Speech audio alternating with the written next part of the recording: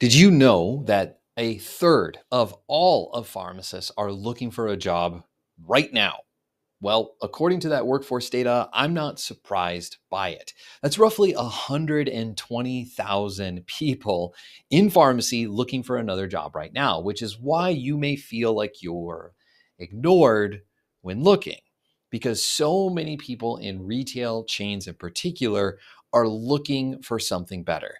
So in this video, I want to break down how retail chain pharmacists, or anyone really, can transition out of what they're doing and into something better. So let's get into it. Maybe you're a manager or an executive and you're watching this video and wondering, well, why? Why are people leaving? If it isn't obvious already, it's really quite simple. It is mainly that pharmacists are emotionally exhausted. They just do not have the energy anymore to handle the workloads that they have been given. They are understaffed usually, and it is causing an insane amount of stress that doesn't make the money worth it anymore. In fact, many people are willing to take jobs up to $20,000 a year less just so that they feel normal again.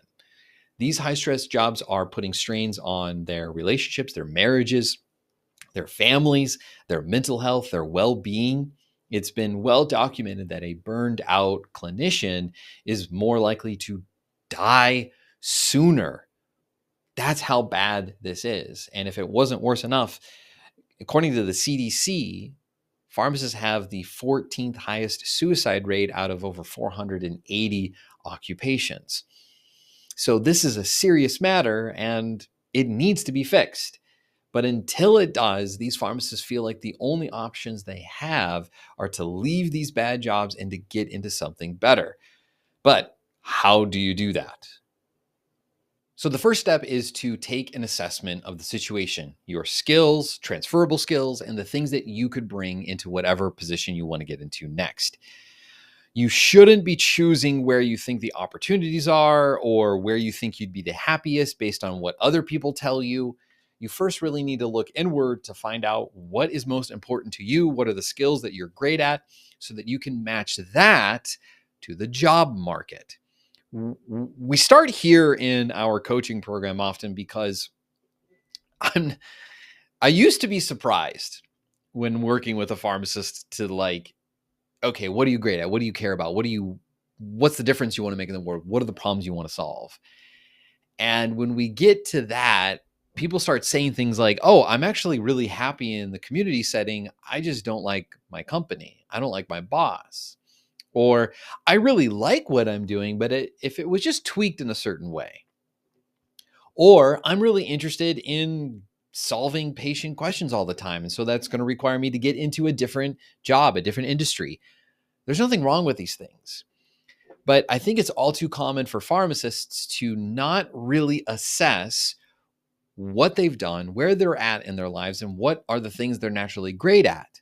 Case in point, if you have verified orders on your resume, you got to change it. No one cares that you can do clinical interventions. Talk about impact. Talk about the things that you've done over time, how you've improved metrics or qualities or things about the workplace. It's only then that a hiring manager can really understand what you're really great at. Another quick tip to make here is that if you look at a job description for something that you are interested in, you can compare those job duties to what you've done in the past and try to relate your past experience to what they're looking for. After you do an assessment comes the very difficult part, choosing a direction. The last thing that you want to do is try to chase too many different career paths at once. You're not going to learn enough. You're not going to connect with enough people. And you are always going to be kind of playing this game of like, oh, I don't want to have all my eggs in one basket. The best thing that you can do is choose one path and explore it until completion. Give it everything you have so that even if you've been looking for 18 months for multiple different paths, you can at least say, I gave it my best shot. You know, to be honest with you, when I was burnt out and frustrated as a clinical pharmacist, I decided that I was going to try to give entrepreneurship my everything. You see, I had been trying different things for about 5 years and really hadn't made any significant progress. It wasn't until I made a true commitment to say, I'm going to try to replicate my income. And if I can do that in 18 months, or at least make significant progress towards that outcome and start paying myself, then I will transition into whatever this path is. And sure enough, that level of commitment is what helped me make so much progress and ultimately do what I'm doing now, because 18 months later, after that commitment, I quit my job. For you, wherever you're at in this process, you have to pick one thing and become a nerd about it, obsess about it, learn everything you can. In spare moments, read news, read articles, read reports, connect with new people. We'll talk a little bit about connecting in here in a minute. But you want to pick one thing. And if you need a little help doing that, again, check out our community.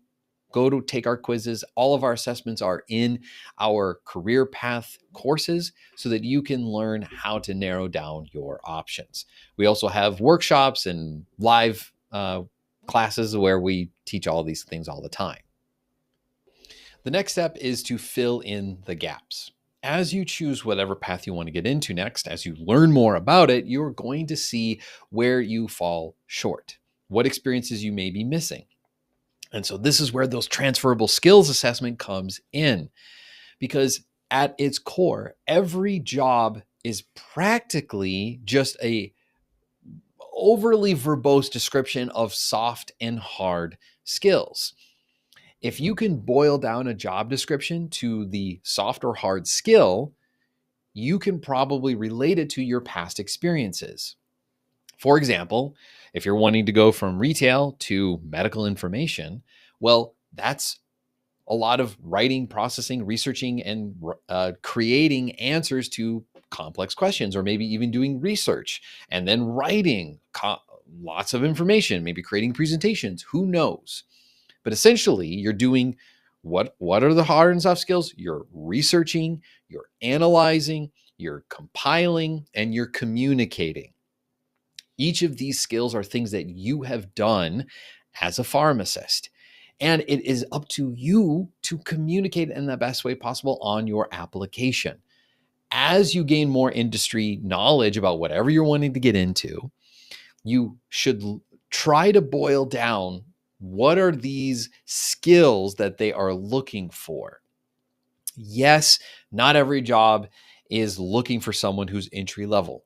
Of course, there are advanced positions. Don't apply to those. Don't apply to ones where you know your competition is going to crush you. And now it's step 4, my introvert's favorite part of this process, networking. Or more appropriately, just building relationships.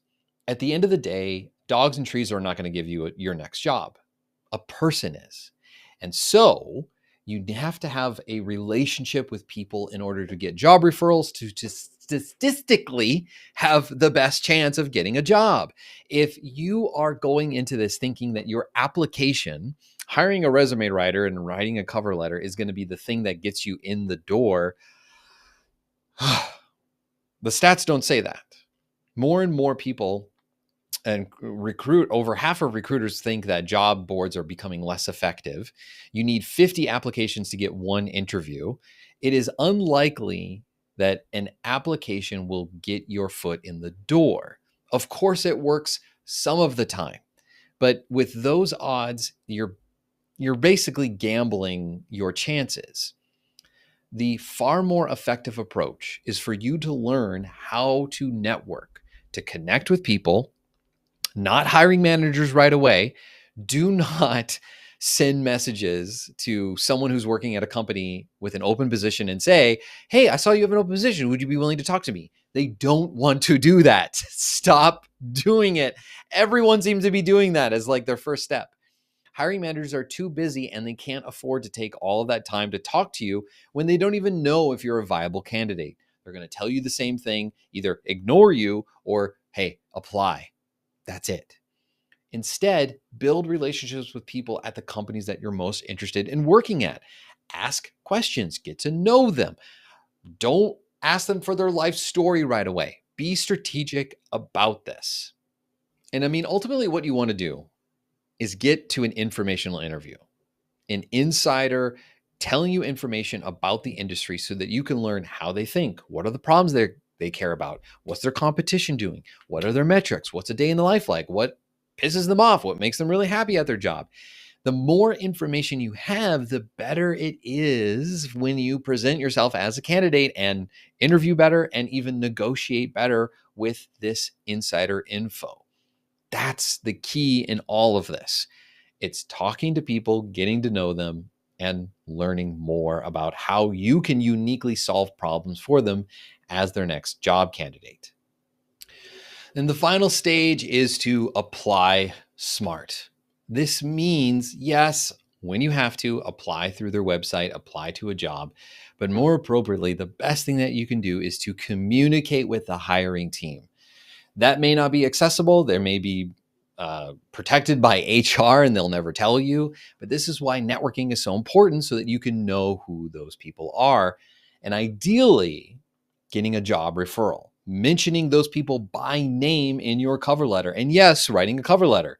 Check out our in-depth course that you can access for free in our community. It'll show you how to do it. All of these things can help you get ahead of the curve. When someone recommends you, you are 10 to 20 times more likely to get an interview and a job offer.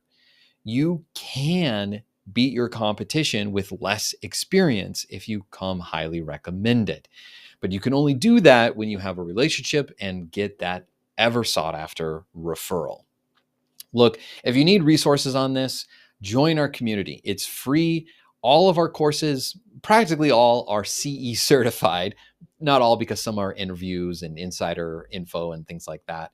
But many of them will walk you step by step on our process of how we help people go from escaping retail and into jobs that they enjoy.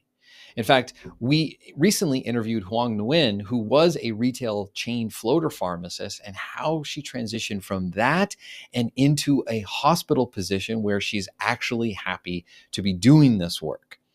It's possible for you to transition. Look, if you can see other people doing it, it's possible for you. You don't have to go back to school. You don't have to get another degree or a residency unless that's really ultimately what you want to do. All you need is to learn how to position yourself as a great candidate. And ultimately, just learn from the Happy PharmD. We have courses and workshops that I would love for you to attend. All of it is listed in our workshop section in our community. Check us out as we talk about pharma, non-traditional pharmacy careers, retail, the hidden job market. And I'd love to see you there and helping you move from where you are to where you want to be. So thanks for watching this video. I look forward to seeing you in the community and helping you transition. And until I see you in the next video, stay curious and take care.